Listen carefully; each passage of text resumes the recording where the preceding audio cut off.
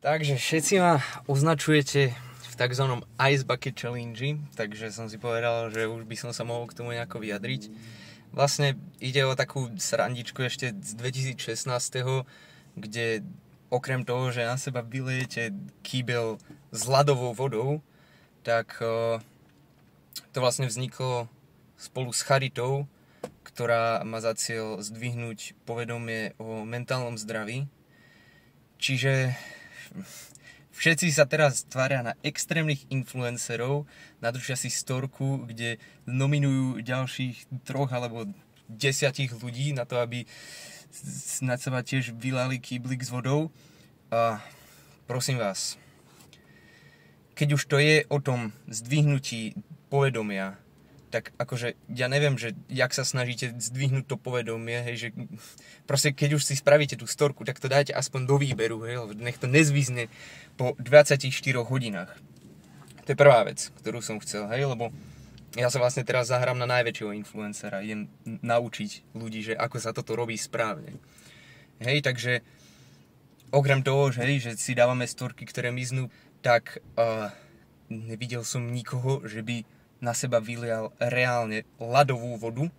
Jednoducho, akože aj ak načapuješ z vodovodného kohútika najstudenšiu vodu, ktorá sa dá, tak proste je leto, kurník šopa.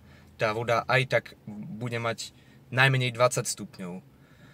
A zároveň tie kýble sú po väčšine, hej, takej veľkosti, že by som to nazval skôr poháriky. Každopádne ja teraz idem tento challenge spraviť poriadne a vlastne aj ukážem ako najväčší influencer, že ako sa to správne robí, hej. Takže sme na pumpe, idem kúpiť vreco s ľadom a vidíme sa pri samotnom challenge. No takže, jak som slúbil, hej, porádny kýbel, gigantický, 4 kg ľadu.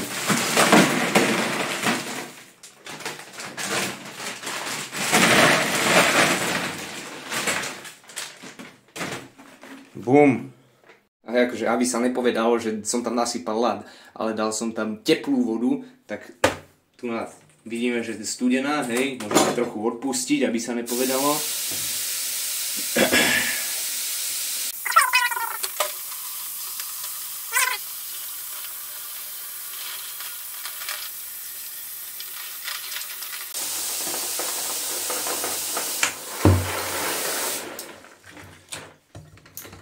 Kýblik by bol pripravený a jedeme na to.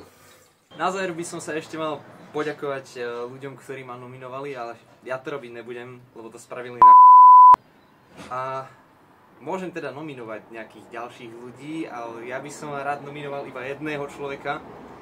Takže pán profesor Holíš, dúfam, že ma nesklamete a zároveň, že mi toto nedáte vyhrať na maturite.